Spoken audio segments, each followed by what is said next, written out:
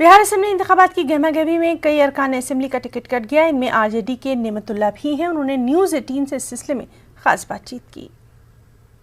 Assembly इंतखाबात के गहमागहमी में कई एमएलए का टिकट कट गया है, जिसमें नेमतुल्लाह साहब भी हैं। नेमतुल्लाह साहब आरजेडी के एमएलए हैं। हम बात करेंगे, 2 बार जो है आपने नुमाइंदगी की है बरौली असेंबली हल्के का, इस बार टिकट नहीं मिला है, तो क्या फैसला आप लोग कर रहे हैं? जाहिर है इसका नाराज भी हैं आप लोग, और आपने ये भी कहा था कि इसका नुकसान पार्टी को उठाना पड़ेगा। बिल्कुल 2 मरतबे हमने असेंबली बरौली असेंबली से हमने नुमाइंदगी की और आखिरी तक इन लोगों ने आश्वासन देते रह गए कि आप ही को टिकट देंगे, आप ही को टिकट देते हैं, लेकिन उसके बावजूद भी इन लोगों ने टिकट काट दिया।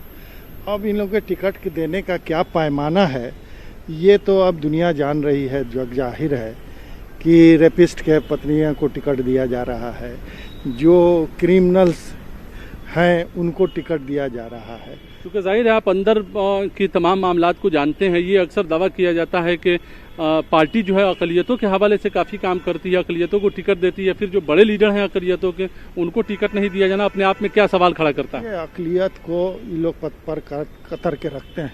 अक़लियत को ये समझते हैं कि ये हमारा वोट बैंक है और टेकन टुगेदर रखते हैं। समझते हैं कि इनको इज्जत सम्मान देने न देने से कोई हमको फ़र्क नहीं पड़ता। एक सवाल यहाँ ये भी है कि आप किस पार्टी में अब जा रहे हैं? आरजेडी जाहिर है टिकट नहीं दिया है, तो आप पार्टी बदलेंगे आप? देखिए, ये अभी फैसला हम लोग नहीं किया है। फैसला 1-2 दिन में करेंगे कि कोई भी पार्टी हम लोग जा सकते हैं।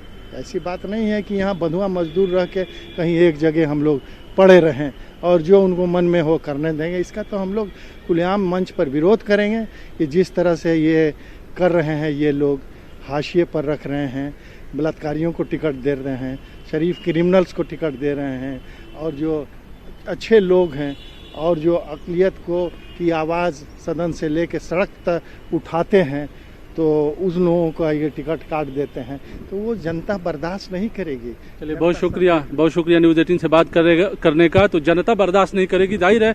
ये नेमतुल्लाह साहब हैं, आरजेडी के एमएलए।